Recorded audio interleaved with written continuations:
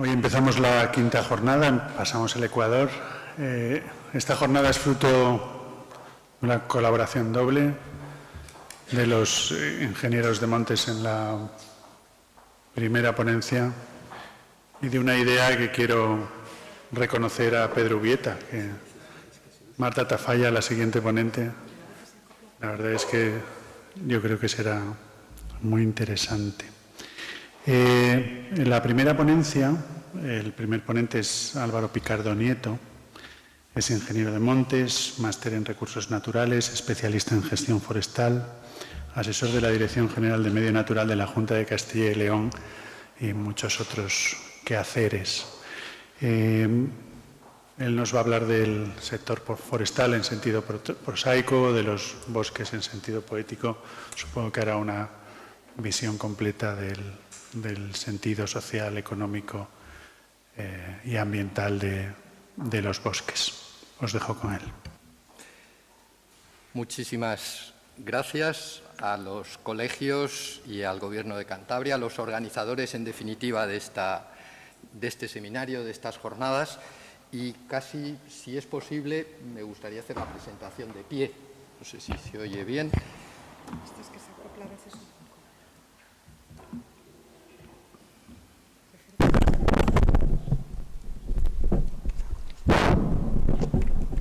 Como digáis. Si se acopla. ¿Por qué no funciona?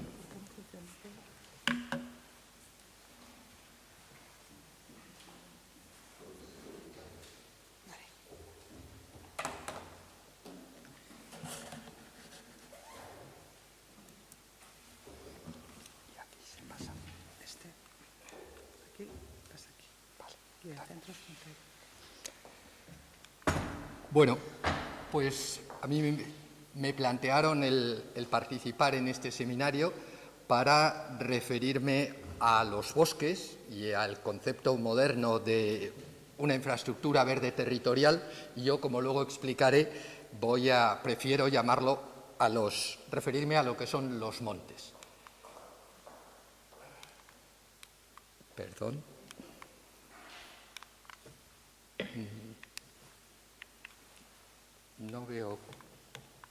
No consigo que vaya por aquí.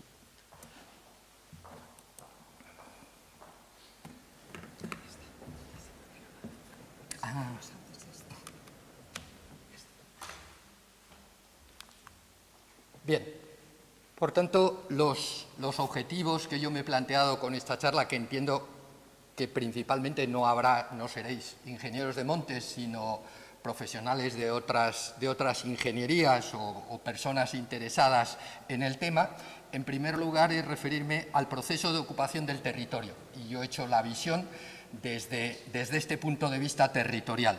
En segundo lugar, y es el núcleo principal de la exposición, conocer las funciones que satisfacen los espacios forestales y, pues precisamente que hablábamos de la Dirección General de Ordenación del Territorio, intentar promover y apostar por una ordenación y una planificación del territorio que comprenda todos sus elementos. Y los montes son un elemento que entendemos fundamental. Y no solo el urbanismo, que entiendo que ha sido más la tradición en nuestro país.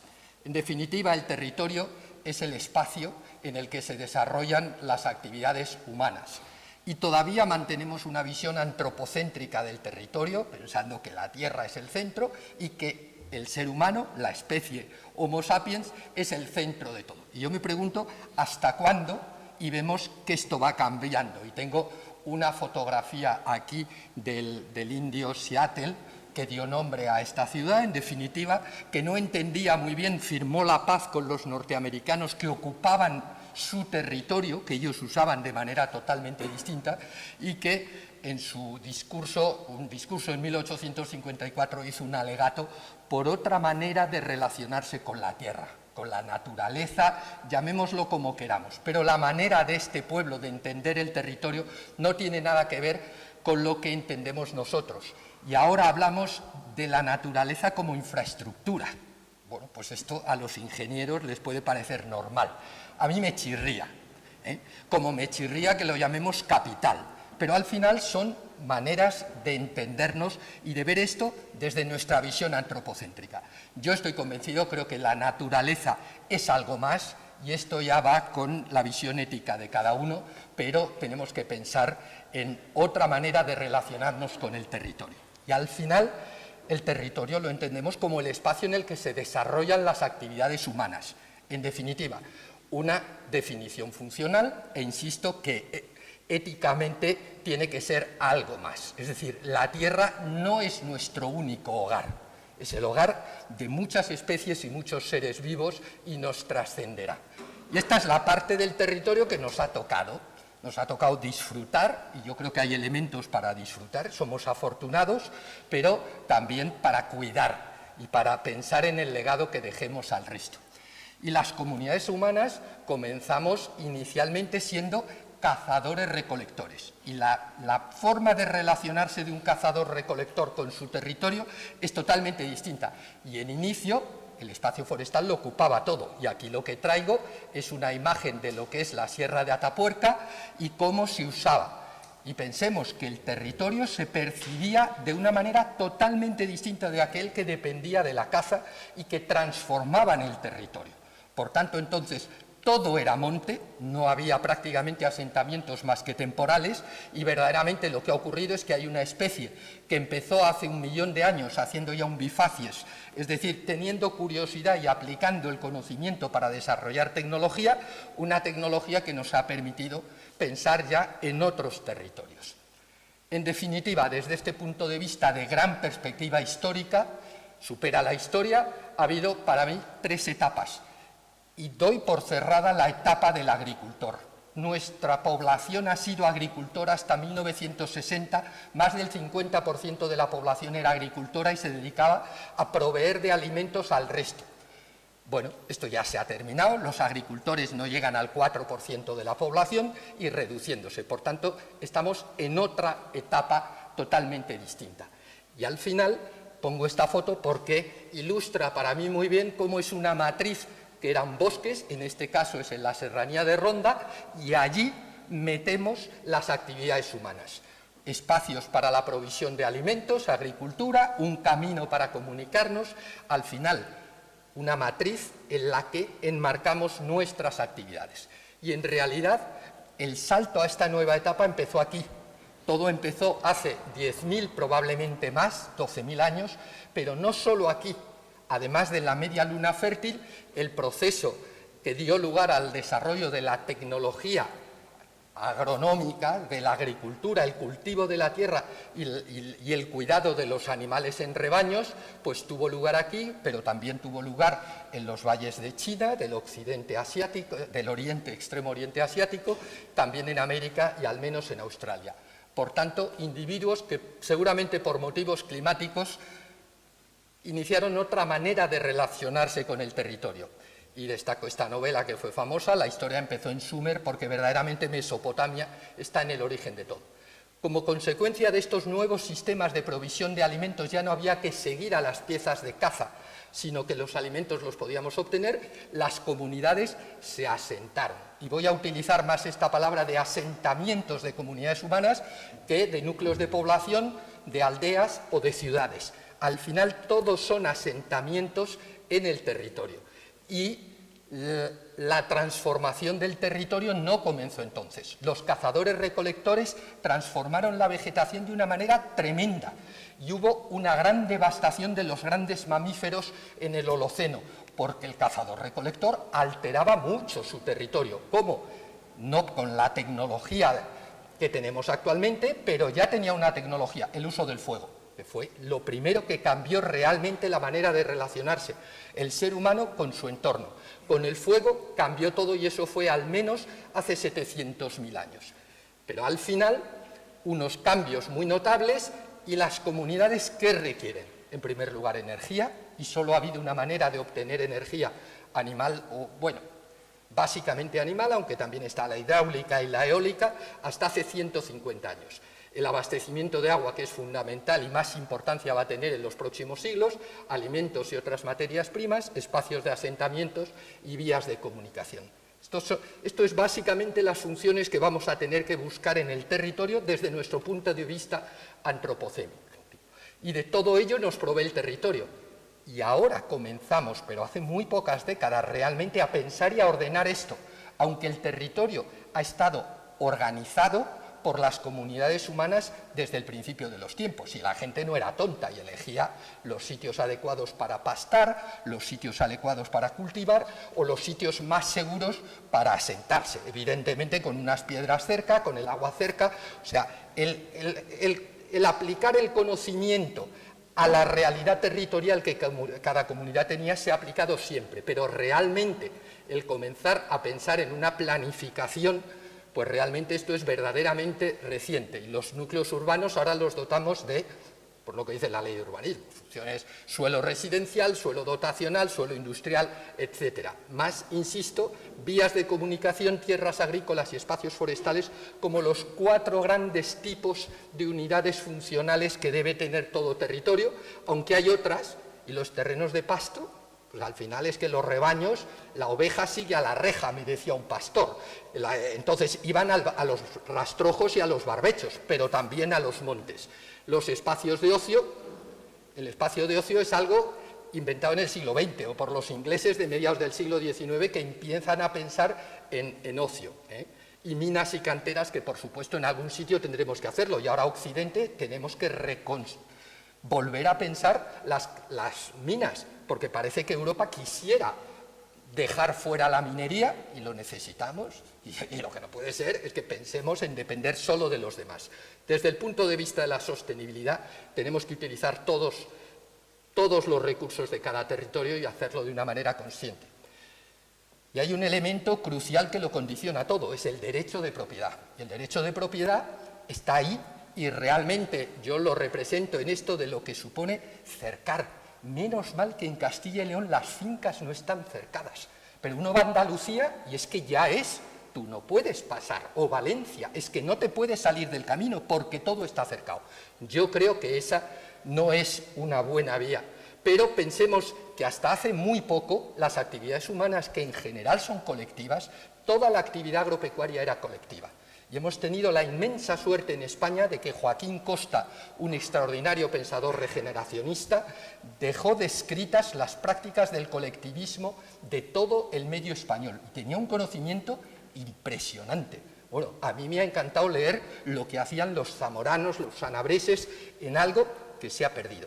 Yo recuerdo haber dado las últimas leñas en el condado de Treviño que aprovechó el pueblo entero. Eso ha desaparecido y estoy hablando del año 93. El pueblo iba a leñas y las leñas se hacían juntos y luego se repartían. Y si la viuda no podía hacer la leña, le llevaban los del pueblo a casa el remolque. Año 93. Esto pasó a la historia y ahora nos relacionamos con el territorio desde una visión muchísimo más individualista, que es otra cosa, ya no es solo antropocéntrica, ahora miramos desde la perspectiva individual, que es algo también básicamente nuevo. En definitiva, transformamos y muchas veces degradamos, y pondré bastantes ejemplos de hasta qué punto llegamos a degradar el territorio, pero transformamos. El paisaje no es otra cosa que la transformación del territorio por las comunidades humanas. Y la percepción que nosotros tenemos de esto, que no tiene nada que ver con la percepción que tendrá un perro, que tendrá una nutria o cualquier otro ser vivo. Pero en definitiva, el paisaje es una construcción cultural y humana. Y esto cambia con el tiempo, cambia la población, ya no somos 1.000 millones de habitantes, somos 7.000 y muy pronto 10.000. Y verdaderamente el entorno cambia, cambian las demandas y por tanto, por favor, desterremos la idea del clímax, de los equilibrios, otra falacia humana. Queremos sentirnos seguros y el cambio nos produce temor. Entonces queremos pensar que hay situaciones de equilibrio a las que deseamos volver. Bueno, pues la realidad es que la naturaleza no funciona así. La naturaleza es permanente cambio y desde el Big Bang todo el sistema celeste y toda la Tierra cambia. Por tanto, no hay paisajes ideales y no hay comunidades vegetales ideales. Eso es otra idea que me parece fundamental, porque si tenemos que ordenar el territorio, necesitamos referentes, pero no pensemos que hay un ideal, porque el ideal de este señor no va a ser parecido al ideal de la señora de atrás. Y al final lo que tendremos que hacer es ponernos de acuerdo y construir consensos sobre los sistemas de referencia de paisajes que queremos. Y ahora ya entro a montes y bosques, que es de lo que yo se supone que tenía que hablar. Y este monte está en Merindades, donde yo he tenido la magnífica suerte de trabajar muy cerquita de Cantabria. Y tenemos retazos de bosques extraordinarios que satisfacen múltiples funciones. Por tanto, me voy a referir fundamentalmente a espacios forestales y prefiero hablar de montes que de bosques, porque no todos los espacios forestales son bosques y las funciones que deben desempeñar estos espacios pueden perfectamente ser satisfechas con un matorral de gredos o con un bosque de donde fuera, del Pirineo. Por tanto, somos nosotros los que atribuimos valor a las comunidades vegetales y muchas veces es que esto es mejor. ¿Por qué va a ser mejor? Y en el tiempo pudo existir esto y pudo existir muchas otras cosas. Por tanto, le doy una importancia enorme a esto porque los valores en la sociedad cambian mucho y las distintas comunidades no tienen los mismos valores. Y hoy un grupo animalista de Cantabria no tiene para nada los mismos valores que el grupo que pueda vivir en el Valle del Pas. Por tanto, las construcciones que podemos formularnos van a ser muy diferentes. Y pongo esta foto que me parece muy impactante y para grabarnos. Es que la naturaleza puede ser aquello que queramos que sea, porque tenemos una capacidad de transformación verdaderamente potente. Muchos animales transforman su entorno, los castores, las termitas, cualquier ser vivo transforma el entorno en el que vive, porque al final no somos más que células, seres vivos ordenándonos de otra manera, con el principio de entropía. Pero en definitiva, ¿es que tiene más valor el paisaje de Dehesa que el paisaje de al lado? No, el valor se lo ponemos nosotros. Y realmente si queremos que esto, que es el hábitat del lince, pueda mantener comunidades viables de lince, es que el lince necesita la mancha para resguardarse y necesita el campo despejado para cazar. Por tanto, lo perfecto no es tener todo de Dehesa ni tener todo el otro. Pensemos qué queremos. Si queremos más lince necesitamos un mosaico. Si queremos otro tipo de cosas, ¿queremos mucho jamón ibérico? Pues no cabe la menor duda. Lo que vamos a ir es a mucha Dehesa con muchas más encinas. Pero ¿quién va a decidir qué queremos? Tenemos que ponernos de acuerdo entre todos. Y los pastos son el segundo recurso de los montes y hasta hace 30 años el más importante de la península ibérica. Te voy a contaros en Cantabria, donde yo he visto a un presidente con la vaca, porque es que verdaderamente es que la importancia de la ganadería en todo el territorio ibérico ha sido extraordinaria. Y este paisaje está así en la montaña de León por algo, porque son muchas generaciones de pastores llevando este territorio a lo que les valía. Antes os decía los jamoneros con el ibérico, pues aquí no, aquí eran ovejeros con la mesta, pero esto llevaba mucho tiempo, no tenía cantidad de diapositivas, pero es que los testimonios de todos los dólmenes, todos los monumentos megalíticos están en las zonas de pastos. Por algo es, porque tenía un valor para esas comunidades. En definitiva, en España, 2/3 de la superficie forestal actual corresponde a pastos. Y esto parece como que la sociedad moderna, no, lo poético es los bosques. Vamos a ver, ¿de qué valores estamos hablando? Al ovejero de Cabeza del Buey en Badajoz y en el Valle de Alcudia lo que quiere es esto. Por tanto, distintas personas, distintas comunidades, distintos valores y distintos paisajes. De hecho, el propio lenguaje nos traiciona y hablamos de suelo forestal. ¿De dónde viene la palabra forestal? Forestal viene del latín forestalis, que viene de foris, que viene de fuera. Forestal era lo que estaba fuera de los asentamientos humanos. Es decir, nos sentíamos seguros en nuestra ciudad, en nuestro pueblo. También era fuera lo que está más allá de las tierras de cultivo. Eso es lo forestal. Y de forestal en inglés usan la palabra forest. que se la llevan los anglosajones viniendo del latín. Nosotros, en cambio, tenemos la palabra bosque, que viene del catalán y el occitano bosc, que viene de una raíz germánica busk, que generó también bush en inglés. Y los ingleses, un bush es un arbustero o un matorral. Por tanto, realmente el significado, bueno, lo tenemos claro. Matorral es una formación vegetal baja y un bosque es con árboles con otra talla y otra densidad. Pero la palabra más habitual en castellano, y es una riqueza extraordinaria que debemos defender, es monte, que procede del latín mons, del protoindoeuropeo men, que viene montaña, porque en las montañas es donde más han quedado los montes, pienso yo. Pero bueno, pensemos en palabras que yo he descubierto aquí en el límite con Cantabria. Hay palabras antiquísimas, y yo hago una apuesta de decir raz, la ra. Viene del paisaje de Larra, que es el parque de Larra Belagua. Eso es el pastizal, porque el pastizal es raz, y hay muchos montes en el norte de Burgos que se llaman rades. Pero mi sorpresa es leer un cuento de Rudyard Kipling que se llama Inderrag. Inderrag es en el monte, fuera del bosque, y ahí presenta por primera vez al niño de la selva, Mowgli, y quien descubre al niño de la selva es el inspector de bosques del Servicio Forestal de la India, y le hace un halo a Rudyard Kipling impresionante. Os invito a leer ese cuentecito porque es muy breve y está relacionado nuestro Ra con el Ra de los hindúes.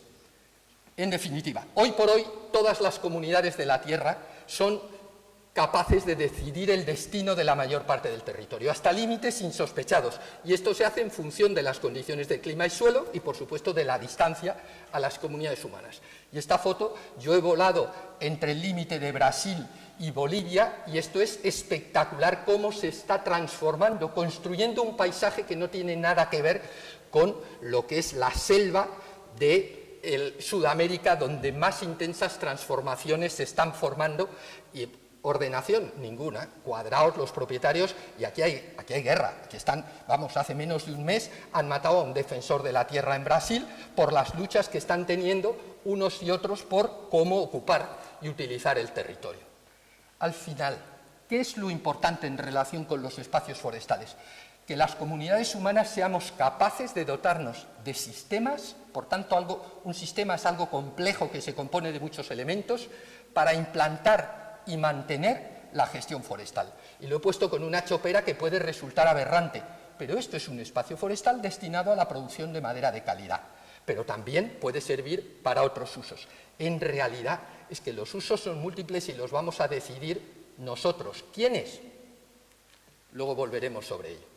En definitiva, la ley de montes, de acuerdo con el proceso Forest Europe de todos los ministros de bosques de Europa, han acordado, y esta definición está aceptada a nivel mundial, que gestión forestal sostenible es la organización, administración, es toda idea de sistema con muchos elementos que hay que organizarlos, y el uso de los montes de forma e intensidad que permita mantener la biodiversidad. Lo primero, el primer valor y principal, porque no somos la única especie, la productividad, la vitalidad, la potencialidad y la capacidad de regeneración para atender ahora y en el futuro las funciones ecológicas, económicas y sociales relevantes en el ámbito local, nacional y global. Es que tenemos un deber con futuras generaciones y en distintos ámbitos territoriales y sin producir daños a otros ecosistemas. ¿Qué se requiere para ello? Lo primero de todo, conocimiento. Tenemos que conocer las capacidades y las condiciones de cada territorio, que no es lo mismo en Bolivia que en la serranía de Ronda ni en el Paz. Tenemos, segundo punto, consensuar.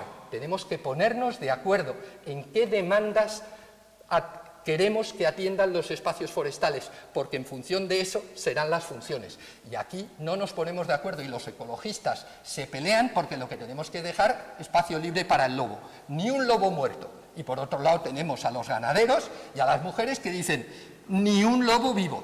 Bueno, pues habrá que llegar a un punto de encuentro. Al final, la clave de todo está en el centro, es desarrollar las actividades. Si no, no tiene nada sentido. Todo capta sentido desde el momento que estamos actuando sobre el territorio siempre respetando las condiciones que se establezcan. Alguien las establecerá, porque si no, no hay garantías de sostenibilidad.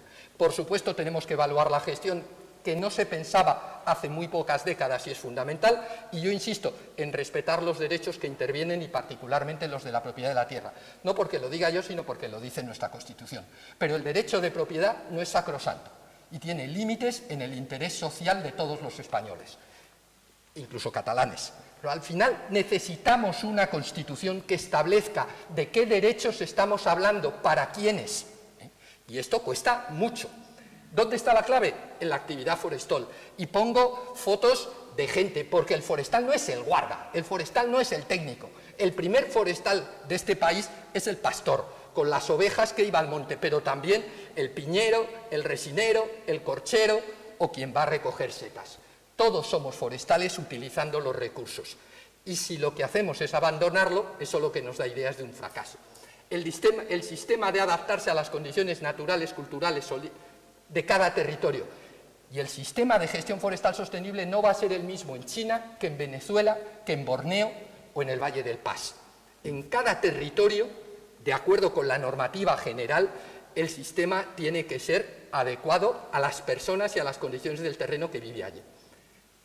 Y el gran reto de la gestión forestal no es el reto de los arquitectos, que al final es cómo diseño un edificio, es matemática, es diseño.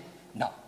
En la profesión forestal lo más importante es la dificultad de llegar a acuerdos. El problema es mucho más social que técnico, porque es muy difícil ponerse de acuerdo o con los pasiegos, o con los del lobo, o con los ecologistas. A mí me da igual, los problemas existirán siempre. Y lo importante es que la sociedad reconozca y acepte las actividades forestales y reconozca y acepte la técnica forestal, la selvicultura. Y esto lleva 150 años.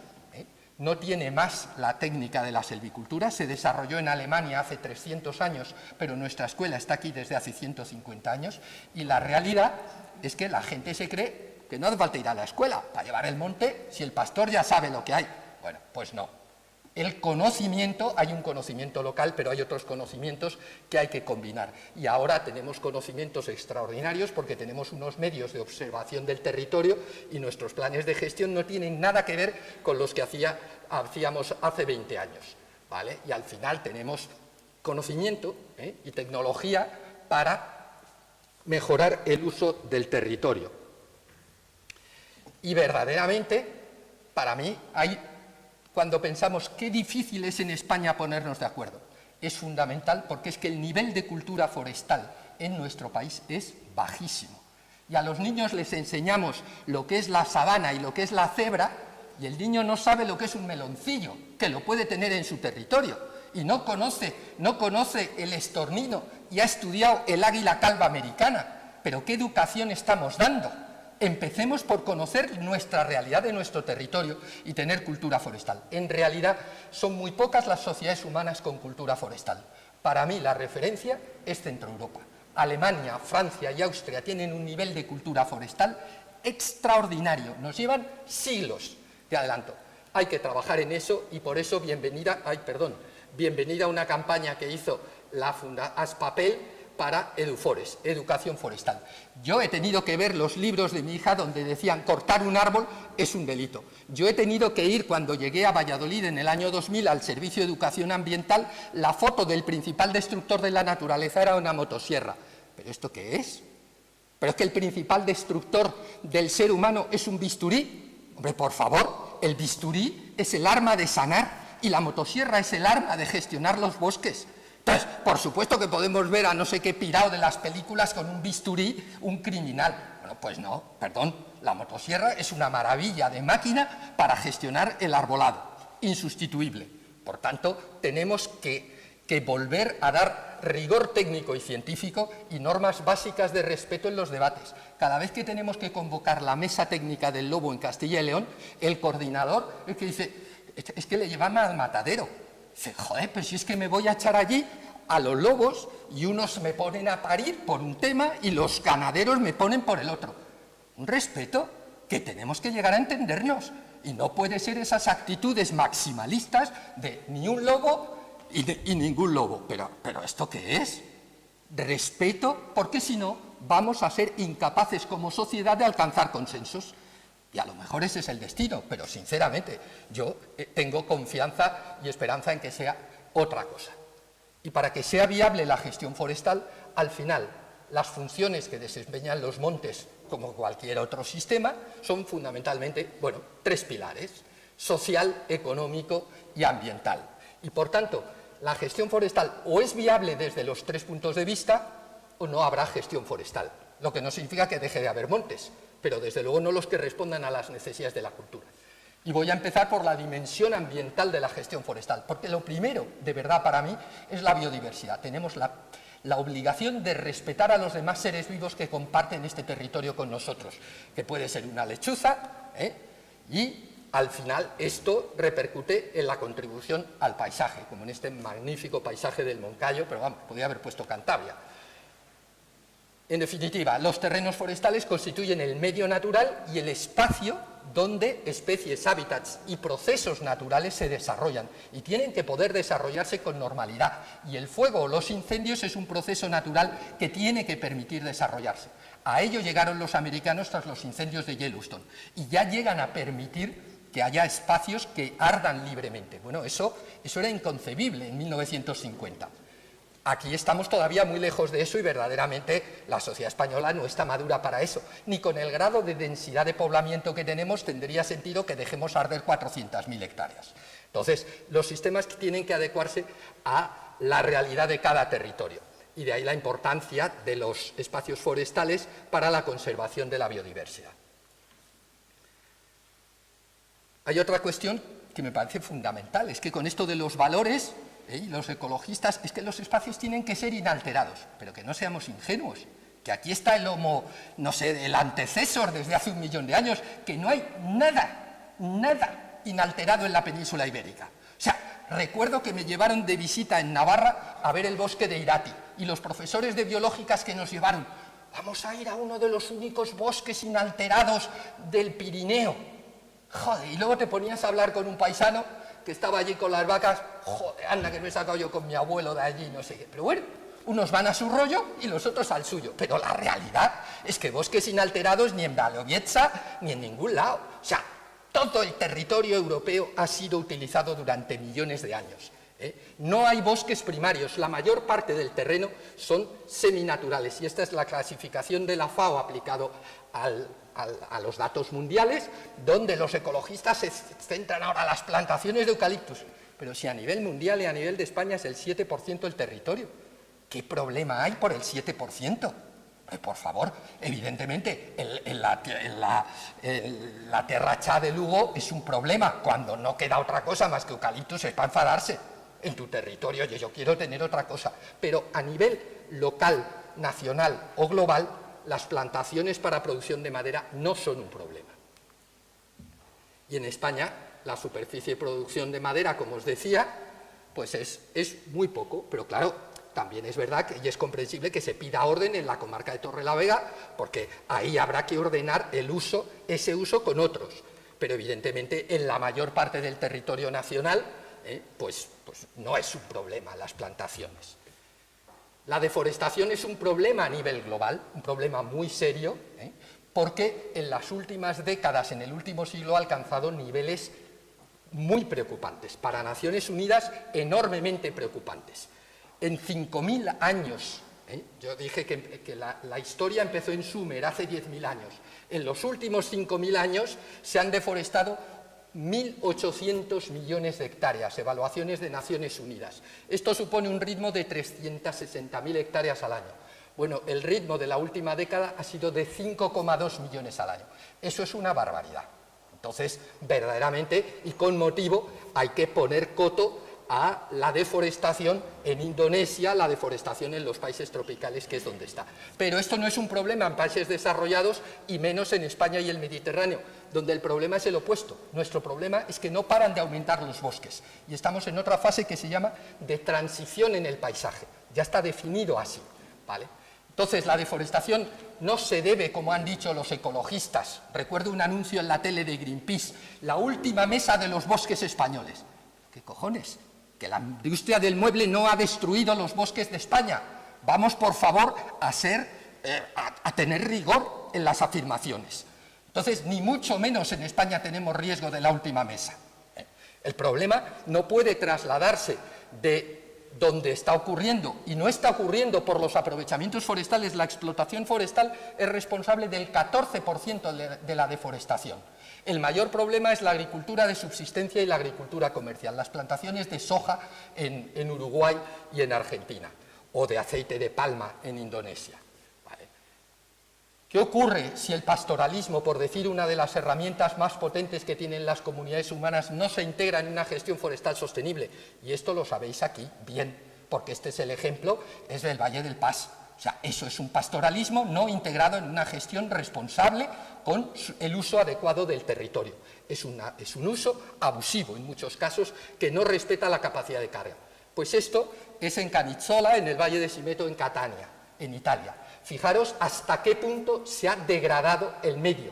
Y siguen pastando. Yo me asombra esta foto, que sigan pastando en un país de la Unión Europea, en este territorio, que lo que habría que hacer es respetarlo y regenerar el suelo. Pero esto pasa en Catania, y estas fotos actuales, y es lo que ha pasado en la cordillera del Atlas en Marruecos, y es lo que ha pasado en los montes Zagros de Irán, y es lo que ha llevado a la desaparición de toda la cultura mesopotámica, que por falta de conocimiento y de respeto en el uso, os aseguro que estos bosques en el Atlas, estas montañas no deberían estar así. Esto tendría que tener una cubierta vegetal, lo que no significa que todo el paisaje tenga que estar así. Pero lo mismo ocurre en las tierras altas de Soria. Esto es nuestro, de mi casa, y hay que ver cómo hemos dejado esto y daros cuenta de los regueros de erosión sin una sola mata que levante 50 centímetros. Esto es un abuso del territorio, por falta de conocimiento y falta de unas medidas de respeto a la capacidad de carga del territorio. Afortunadamente los procesos se pueden revertir, y los ecologistas criticaban a los servicios forestales que cortábamos los robledales. ¿Qué robledales? ¿Ese robledal, el único roble trasmocho que hay en el paisaje? Pues mirar si estaba, que se ha respetado. Y la plantación de pino silvestre que se hizo en este Monte de León, 40 años después, allí sigue estando el roble trasmocho. Porque es que el paisaje que había no era de robledal, era un paisaje de ovejeros y ganaderos en un entorno donde el bosque natural tendría robles, hayas, abedules y otros, y lo que quedó, pues es eso, y donde verdaderamente el suelo, que es el componente de más valor del territorio, se ha perdido. No hay suelo ninguno. Tenemos que recuperarlo, y se puede hacer. Afortunadamente, no todos los territorios están en este proceso, y hoy China es el primer territorio del mundo donde se están extendiendo los bosques. Y es magnífico el compromiso ambiental que tiene el gobierno de China, porque la verdad es que la que deben haber preparado en los últimos 50 años en China tiene que ser para verse. Pero vamos, el segundo entorno de la Tierra donde más están creciendo los bosques es el norte del Mediterráneo. La península ibérica, sur de Francia, Italia, donde los bosques están expandiéndose de una manera impresionante. Y España ha tenido uno de los más exitosos programas de forestación del mundo, el Plan de Repoblación Forestal de España, que se aprobó en tiempos de Franco, pero llevaba más de 50 años pidiéndose. Esto ha sido una maravilla de la que el Cuerpo de Ingenieros de Montes tiene que estar sumamente orgulloso. Pero se nos ha dado tanta caña por determinados errores, que sin duda los ha habido, como en el Plan Nacional de Carreteras o en el de aeropuertos. Vamos, yo me pongo frente a los ingenieros de caminos a ver dónde ha habido más errores. Y no es de un cuerpo, porque al final son decisiones políticas en muchos casos. Pero vamos, el planeamiento de los aeropuertos de España es como para llevarlo a juzgado, pues como las autopistas transversales radiales de Madrid, ¿no? Y vamos, y nos gastamos 1.200 millones en superarlas. Bueno, en definitiva, tenemos que sacar pecho de la extraordinaria labor que ha permitido que ya tenemos 6 millones de bosques más que hace 50 años. Impresionante en España. Y esto la sociedad española no lo sabe. Y tenemos que aprender a interpretar el paisaje, y he puesto esta foto de la demanda. Porque en realidad no sé lo que dice esta foto. Yo necesito un poco de agua. ¿Qué ven ahí? ¿Alguien me ayuda y descanso un momento? ¿Qué se ve aquí, en este paisaje?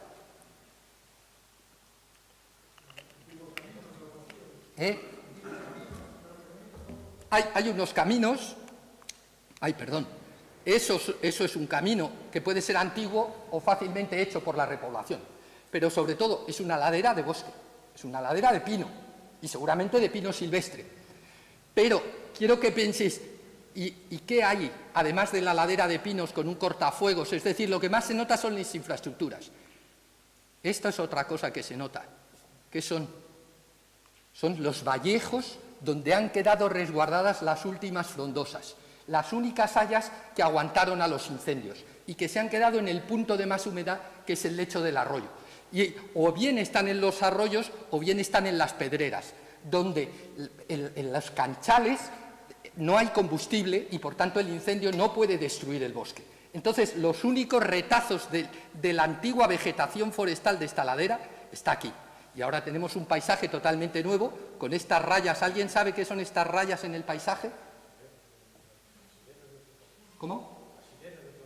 No, no son las hileras de plantación, esto ya tiene 50 años. Son las hileras de sacar madera con procesadoras. Ahora, hay que tener unas calles, estas calles se hacen cada 14 metros, es la distancia que veis, y entonces se cortan todos, la máquina lleva toda la madera allí y por ahí se hacen las calles de desembosque, porque de algún lado habrá que sacar la madera. Entonces, cuando veáis este paisaje que ahora en la mitad norte de España está plagado, Castilla y León, porque estamos movilizando los bosques para que produzcan madera y porque así aceleramos la dinámica natural, y esto a lo que lleva es reducir la densidad del bosque y que las hayas salgan de estos refugios y se regeneren las hayas en la sombra de los pinos, que ahora sí tienen condiciones, y esto antes de 100 años os lo aseguro que será un hayedo, salvo que la gestión lo lleve a otra cosa. Pero ese era el plan de repoblaciones en la demanda, y esto es en las sierras béticas, porque tenemos un desierto en España, en Almería y en Granada, tremendo. Y qué duro es que hayamos repoblado, que es una maravilla, la mitad occidental, pero esto no puede estar así. La sociedad española, con la riqueza que tenemos, no podemos dejar de trabajar para recuperar el legado del suelo y de la vegetación aquí. Y hemos abandonado la repoblación forestal. Estoy seguro de que en España no se han repoblado 10.000 hectáreas en este último año. Eso es tremendo. España, no digo que vaya a tener que repoblar 100.000 hectáreas, pero más de 50.000 con seguridad. Y está lleno Aragón y mucha parte de Castilla y León, pero Andalucía, gran parte de Castilla-La Mancha y todo el Levante tiene una tarea todavía por hacer. El Plan Nacional de Repoblación ha estimado que son necesarias 6 millones de hectáreas. Y me voy a mi casa, lo primero, Castilla y León, pues es que aquí está muy bien que se hiciera esa repoblación hace 30 años, pero alguien tendrá que hacer esto para arreglarlo. Y esto tiene un coste de 2.000 euros por hectárea, no es algo que la sociedad española no se pueda permitir. Hay que ir a ello.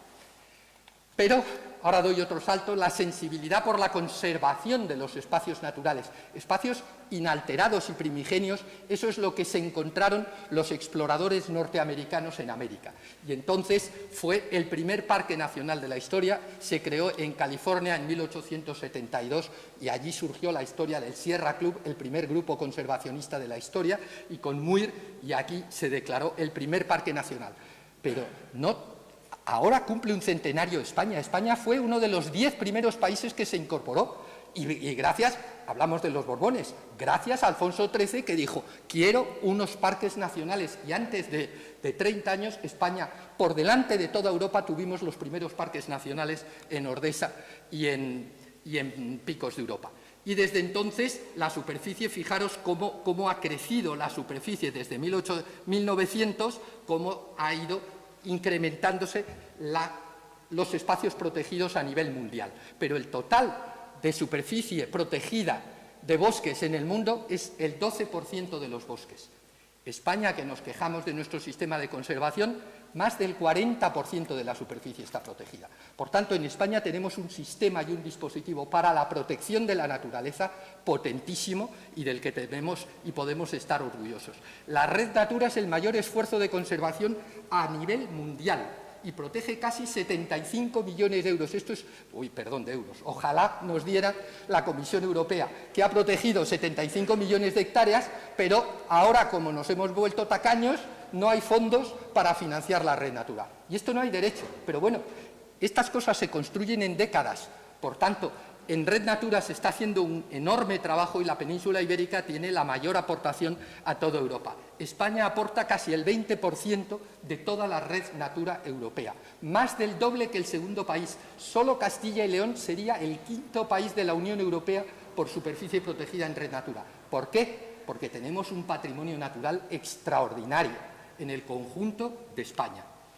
Y verdaderamente las acciones para la conservación de la biodiversidad se han multiplicado. Bueno, habéis oído, la semana pasada, uno de los linces criados en España y soltados en Lisboa, que se ha ido de paseo a Barcelona. Esos son divagantes, pero el lince no va a tener ningún problema. ¿Por qué? Porque hemos asegurado la cría y porque se están recuperando las poblaciones de conejos. Pero ya veremos, porque las alarmas y las críticas por los conejos, por los daños a los cultivos, pueden llevar a que vuelva a desarrollarse otra plaga, y los neozelandeses y los franceses ya están trabajando en ello. Y nos tendremos que poner de acuerdo. Yo espero que nadie suelte una nueva cepa de mixomatosis, pero si el conejo está garantizado, el águila imperial y toda la fauna española que se sustenta en la población de conejo está garantizada. Lo que lo tiene mucho peor es el urogallo. Y vamos, técnicos de la Dirección General de Asturias que dijeran la semana pasada que el urogallo está en una situación crítica. Tenemos que ver qué hay que hacer, porque verdaderamente sería una lástima como hemos perdido el bucardo en los Pirineos. Esto es fundamental. Pero el camino no puede ser la especialización de funciones, que hay quien pide esto. No, no, no, los parques nacionales y ahí no se hace nada. ¿De verdad queremos esto? Yo creo que no es realista, y verdaderamente es mucho mejor una mayor integración de funciones en el conjunto del territorio. Y esto es el País Vasco, bien cerquita aquí, este es el duranguesado, pero verdaderamente queremos este paisaje. Yo creo que la sociedad va a pedir otra cosa. Y en las próximas décadas veremos otro tipo de paisaje donde las funciones no estén tan especializadas, no es decir, esta pieza para conservación estricta y esto para producción estricta. Yo creo que el conjunto de la sociedad vamos a querer tener todos un poquito de producción, un poquito de conservación, y lo difícil es ver cómo vamos a llegar a ponernos de acuerdo. Pero, para mí, la función más importante que tienen los bosques de España, si a mí me dicen una que no estamos mirando adecuadamente, porque creo que la biodiversidad lo estamos haciendo bien, es la producción de agua de calidad. Y las repoblaciones hidrológicas y los embalses, menos mal, acordaros cómo estábamos hace menos de 6 meses. Si nuestro país, no el régimen de Franco, nuestro país no hubiera hecho el esfuerzo de infraestructura hidráulica que se hizo en los 40 años en un plan que llevaba el Cuerpo de Ingenieros de Caminos 50 años solicitando. Esto hay que tomárselo en serio, pero necesitamos mercado del agua, porque lo que no es de recibo, y tenía un montón de diapositivas que he quitado, es la autopista del agua que estáis haciendo en Cantabria. O sea, yo no conocía este proyecto, y cuando he visto el pedazo de tubería que se está llevando el agua del embalse del Ebro para que no haya problema en la costa, tenía una foto de Arija que está en la página web del Ayuntamiento de Arija. Por favor, ¿y los pueblos olvidados? ¿Quién hace algo? O sea, nos hemos gastado 175 millones para llevar y garantizar el agua en toda la costa de Cantabria, que solo faltaría, por supuesto, hay que hacerlo. Pero ¿y dónde está la demanda de estos pueblos que se quedaron cortados con una carreterita que unía a los pueblos? Vamos, yo he llevado el norte, entonces sé de lo que hablo. Y es que los pueblos de Cantabria se han quedado totalmente separados de los pueblos de Burgos. Y los pueblos de Cantabria tienen más cerca salir a las carreteras, pero para los pueblos de Burgos, por favor, hay que atender a los pueblos y hay que pagar el agua. Y el agua no se está pagando. Y se está generando energía hidroeléctrica muy barata y todos contentos. ¿Y quién paga? Tenía toda la documentación del embalse de Ordunte que se construyó, que yo he llevado el Valle de Mena. Le pagaron a los pueblos propietarios de toda la cuenca 50.000 pesetas. El Ayuntamiento de Bilbao en 1928. Se gastó solo en el proyecto 7 millones de pesetas. Y solo en el año 92 le han concedido que beba agua a Gijano. Uno de los pueblos no tenía agua. ¿Pero qué estamos haciendo como comunidades? Todo el poder está en los grandes núcleos urbanos, pensemos en los pueblos. Y hay que hacer algo con el mercado del agua, porque esto no es de recibo.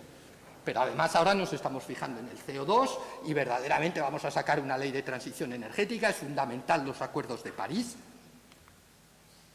Pero a la gente realmente lo que más nos preocupa, yo creo que si os preguntara a vosotros de verdad, tomando una caña, no aquí en una conversación, ¿qué queremos de los montes? Espacios de ocio.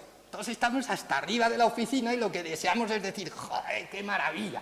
Me he ido a esquiar a Alto Campo, o me he ido a montar a caballo en la Sierra de Gredos, o me he ido a la dimensión social. Y el uso recreativo de los espacios forestales comenzó regulándose la caza. y ahora la caza parece que son malditos, los cazadores o los pescadores, pero tenemos ahora muchísimas más actividades y los servicios forestales en las próximas décadas, para mí el mayor reto va a ser regular el uso recreativo de los montes, que va a dar una cantidad de problemas enormes y nos los está dando ya en muchos sentidos. Podemos hablar de que tiene concentración territorial, concentración temporal, una gran diversidad de actividades. Esto es una maravilla, ¿no? Pero el que va paseando y se mueve así por el monte, ya no le gusta el que va a caballo. Pero es que también quieren el monte los que van en la moto, los que van en los quads, y a nosotros nos toca pelearnos con todos. Oye, pues tendremos que buscar un sitio para el del quad. Yo no soy quien para decir, prohibido los quads. Si lo dice el presidente del gobierno, pero vamos, lo que yo creo es que nos tendremos que poner de acuerdo para decir los quads por aquí, los caballos por allí, las bicis por acá, pero no todo prohibido. Os daréis cuenta que los fines de semana aquí Cantabria no tenéis mucha, aunque cuando sueltan los de Bilbao y se van a Laredo, ¡fua! Es otro tipo de presión social, ¿no? Pero bueno, las bicicletas, es que es tremendo, ¿no? Carreras de orientación, tenemos que regularlo. Pero el uso recreativo constituye una oportunidad para la gestión forestal porque podemos construir mercados de actividades en la naturaleza y dar dinero a la gente de los pueblos, porque es que si no vamos a perder la población allí. Es un reto de gestión e integración. He citado ahí el avistamiento del lobo. O sea, yo fui el verano pasado con un celador a ver el lobo en Riaño. Y nos fuimos allá a las 5 de la mañana, y aguantando con el frío en agosto. Joder, empezamos a oír un ruido, todo de noche, ¿no? Cuando salimos a las 7:30 de allí, aquello era una feria. Había más de 8 grupos. La gente con telescopios, todos sabían que ese era el buen sitio, y allí nadie paga nada, nadie pide permiso. Pero esto hay que regularlo, ¿eh? Porque, bueno, al lobo no le pasa nada, pero es que mis compañeros de Andújar me dicen que en Jaén eso es una feria, la carretera que sube para los que ven el lince. El lince no es un animal de feria, el que quiera eso que se vaya a un zoo. Entonces, pero bueno, hay que regularlo y verdaderamente España tiene un potencial porque es que la infraestructura turística que tenemos es extraordinaria. Las casas rurales de Cantabria, de Navarra, esto es un poderío que ya lo están descubriendo los extranjeros, ¿eh? Empezaron descubriendo la playa, pero cada vez más van a venir aquí y tenemos una infraestructura que tenemos que aprovechar. Pero lo más importante para nosotros es que el monte da trabajo a la gente en los pueblos. Y los pueblos, y vengo de Castilla y León, es un drama. El problema del despoblamiento es gravísimo y necesitamos dar oportunidades de empleo, medios de ganarse la vida para que la gente pueda vivir en los pueblos, porque si no tendremos un problema muy serio. Os he puesto aquí los datos. En España hay un puesto de trabajo en el sector forestal por cada 100 hectáreas, que es un poco más, la media en el mundo es por cada 250, pero en Europa casi duplican, ¿eh? En Europa por cada 60 hectáreas hay un puesto de trabajo cortando madera. Estas eran las calles que se veían de lejos. Y luego el paisano, bueno, pues ya se modernizará el taller, este aserradero. Pero este es sector forestal y esto es fundamental. Necesitamos empleo profesional estable y esto tiene que depender en menor medida de la inversión pública. Necesitamos que se complemente con otras actividades de aprovechamiento forestal, de prevención de incendios y que se asimile a otras actividades económicas. Hay un tema muy grave que tenemos que resolver los forestales, pero con el conjunto de los políticos, con los departamentos de economía, porque si no, verdaderamente vamos a perder los pueblos, sobre todo en las comarcas de montaña. Y necesitamos para esto cambiar el modelo de lucha contra incendios forestales y realmente que si no necesitamos esto, tenemos que organizarlo de otra manera, pero a ver quién es capaz ahora de darle la vuelta a todo esto. Para nosotros un ejemplo es la resinación. Y la resinación ha vuelto por la crisis del mercado en China. Y cuando yo puse esto es posible crear 2.000 empleos, esto lo puse en 2013, ahora hay 1.000 empleos, 1.000 trabajadores nuevos que han surgido en Castilla y León, en Castilla-La Mancha, gracias a la resina. No hay mejor trabajador de prevención de incendios que los resineros, porque están en el pinar todo el año, quitando los meses de invierno. Y ellos son los primeros interesados que no arda. ¿Qué cuadrillas necesito? Mantenerle el trabajo a esta gente es lo que hace falta. Pero para eso tenemos que cambiar, mecanizar la extracción, necesitamos innovación y es imprescindible considerar el monte como soporte de actividad económica. Perdonad.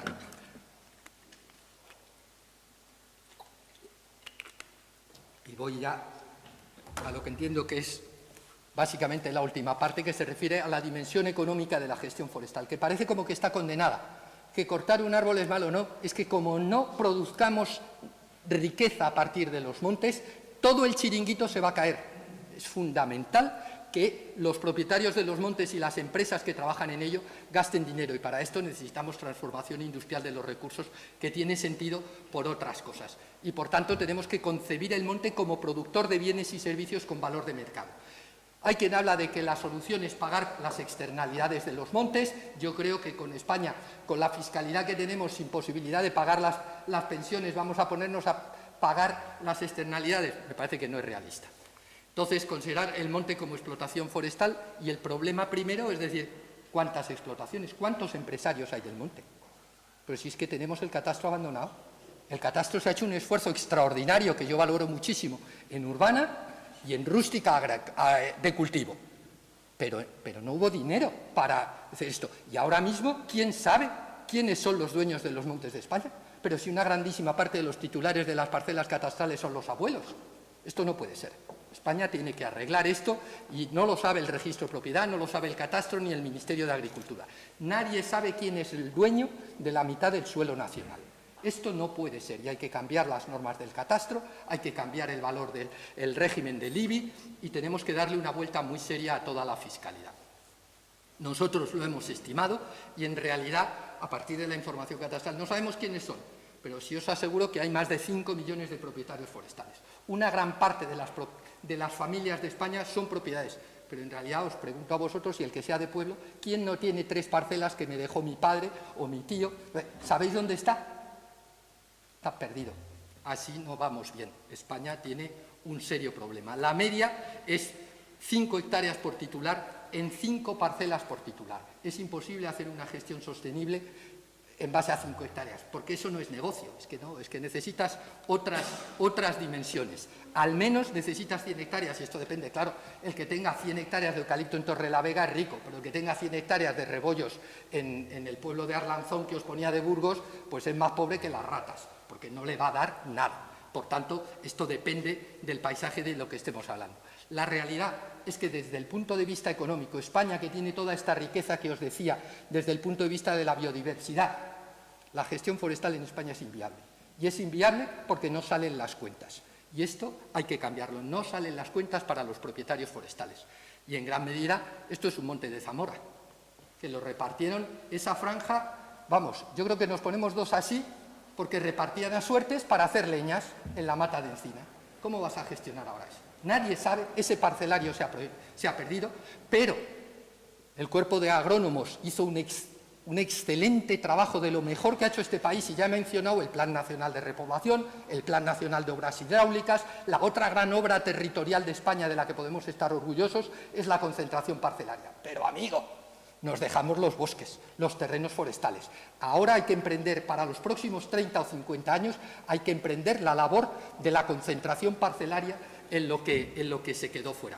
Y en la cornisa cantábrica se están haciendo algunos esfuerzos, pero queda mucho. En definitivamente, todavía, afortunadamente, un 60% de la superficie tiene una dimensión viable. Hay 50.000 explotaciones forestales públicas. Los primeros dueños de los montes de España son las administraciones. El mayor gestor de los montes de España o es el Gobierno de Cantabria, o es el Ayuntamiento de Reynosa, o la Comunidad de Montes de Alto Campó. Y por tanto, menos mal que tenemos esto. Y también tenemos 100.000 explotaciones forestales privadas en manos los dueños de las grandes fincas, ¿vale? La familia que todavía tiene 300 hectáreas, no voy a decir la duquesa de Alba, pero hay 100.000 familias que tienen fincas que se pueden gestionar. El problema son los 5 millones que tienen 3 hectáreas. En definitiva, que tenemos un problema con el minifundio y que esto es muy grave y necesitamos poner en marcha este programa. Y esto lo traigo porque es que me encanta.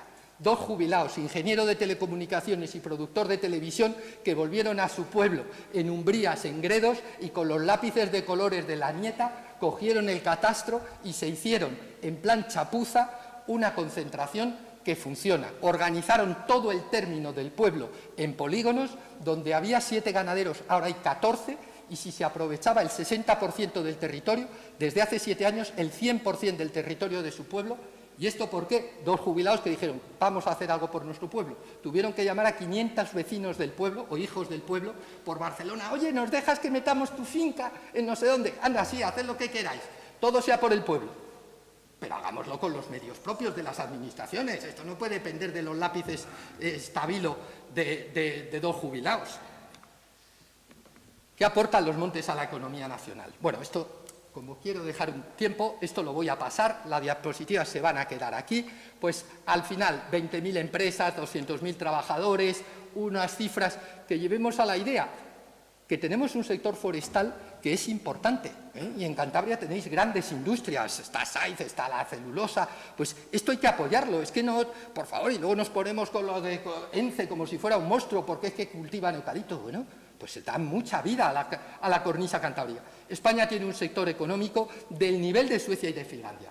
Y esto no lo sabemos, lo que ocurre es que en términos relativos para la producción primaria española no es nada porque la agricultura produce 100.000 millones, pero es que en Finlandia y en Suecia, bueno, pues nuestro sector forestal en términos económicos tiene la potencia de los países escandinavos, pero ellos le dan otra valoración social. Bueno, he destacado los dos.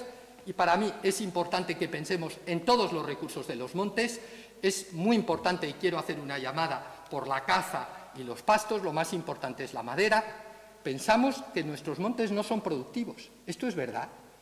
Todo el mundo entiende que es productivo Vizcaya, el Duranguesao y Galicia, pero nuestros montes, pues nuestros montes no son los escandinavos, son distintos. Verdaderamente, este pinar que está en la costa de Cádiz es muy diferente del bosque de picias que os ponía, pero es igual de productivo más. Y es que la clave no está en la productividad natural. Para sostener la economía forestal, lo importante no es, hombre, si te produce 20 metros cúbicos como en Galicia, mejor que mejor. Pero es que en Escandinavia los bosques producen 2 metros cúbicos y tienen un sector muy potente, porque la clave es que funcione el capital. Y el problema de los montes de España es que hemos perdido el capital por una sobreutilización.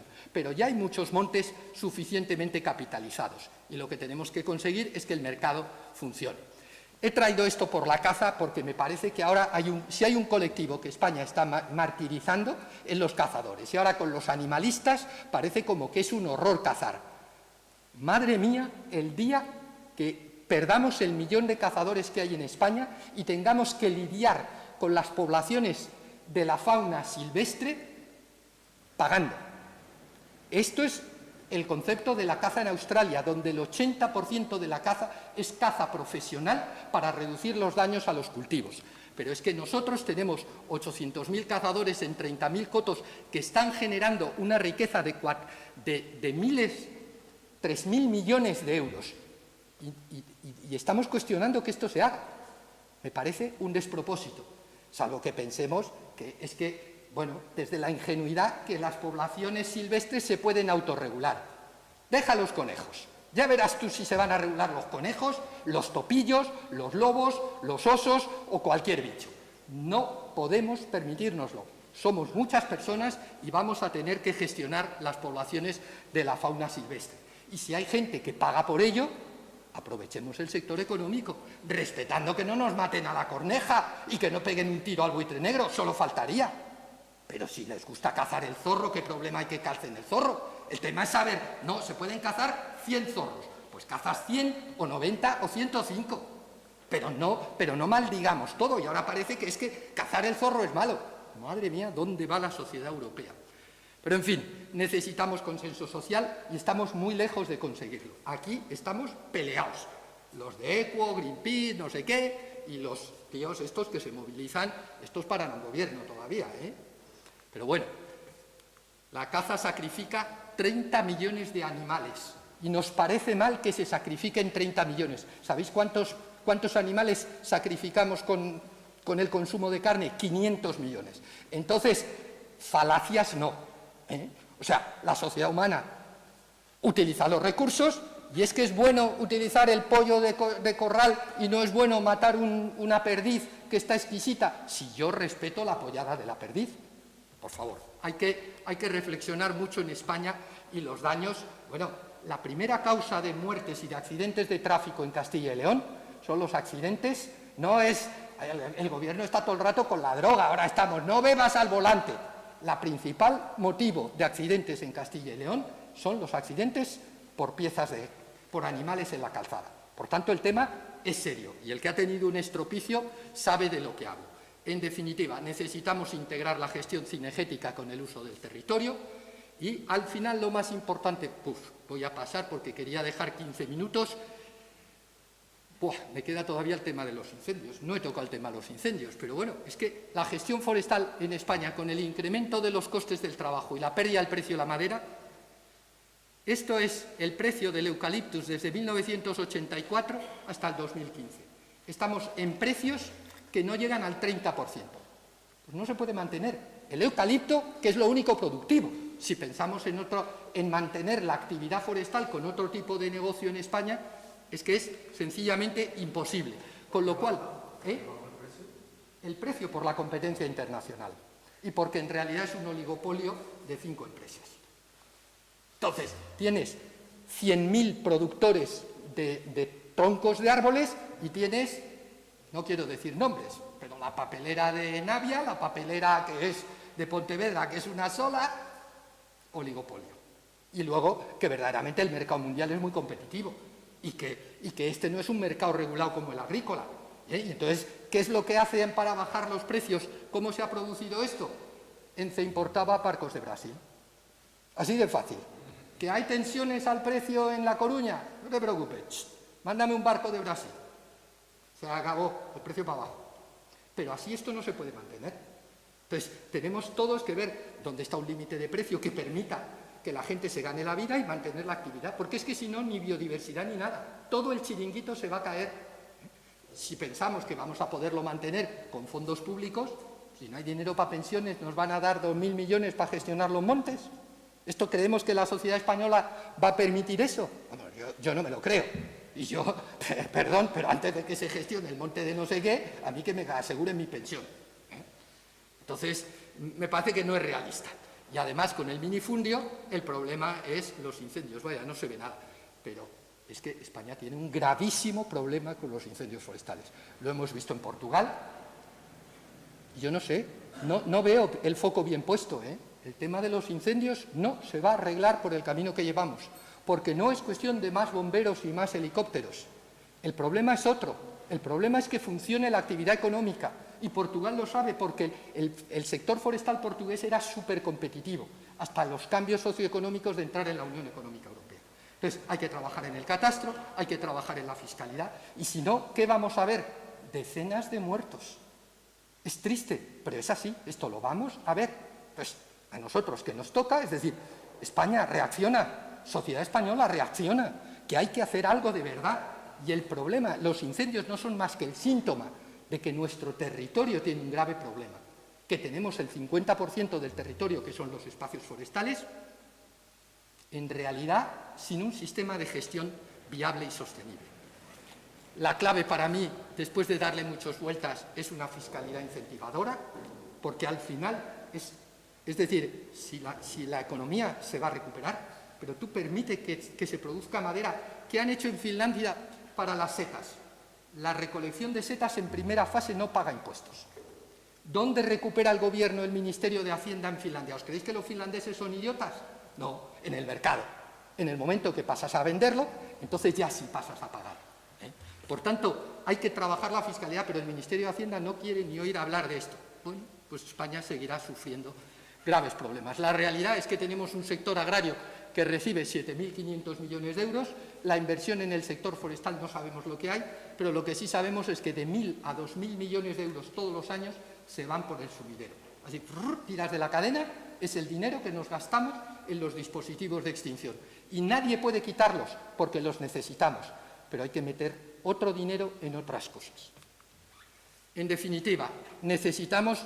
Ahora están con los políticos el modelo territorial y hablan el modelo territorial, ponernos de acuerdo con los catalanes. Solo faltaría, por supuesto, pero ese no es el único problema. El problema más grave es el desfase que hay entre la España urbana y la España rural. Nos hemos olvidado del territorio y esto no se puede mantener un siglo. Entonces, tenemos que cambiar, necesitamos repensar el modelo de poblamiento y el modelo de utilización del territorio, y no me refiero a los ejes de comunicaciones ni me refiero a las cuencas, que lo de las cuencas es lo más importante. Por favor, que vamos a necesitar conectar todas las cuencas, no es un trasvase, vamos a necesitar trasvases en todos, pero como abordemos esto desde el populismo y el localismo, no te lleves mi agua porque soy de Castilla-La Mancha, desgraciado, y me da igual que sea desgraciado el de Castilla-La Mancha o el catalán o el aragonés o el cántabro, o desgraciado yo mismo, o tenemos solidaridad para usar bien un territorio con recursos hídricos escasos e irregulares, o vamos a tener serios problemas. Y menos mal que tenemos el sistema de embalses, pero ahora hay que interconectar las cuencas, o España en los próximos 200 años y las sociedades españolas va a sufrir mucho, mucho. El problema es de calado, ya lo sabéis, pero está muy lejos, pero es a este tipo de cosas a los que me refiero.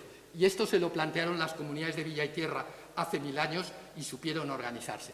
Tenemos que considerar la tipología de asentamientos. Bueno, tenía aquí ahora toda otra serie de cosas del riesgo de Vigo, por ejemplo, con los incendios, que no podemos tener las ciudades así, de Málaga con las inundaciones, que no. Entonces, verdaderamente, tenemos que cambiar y hay que dar un papel a los espacios forestales que hoy por hoy la sociedad española no está reconociendo. Perdonad, me he extendido más de lo que yo pensaba. No sé si hay tiempo para unas preguntas.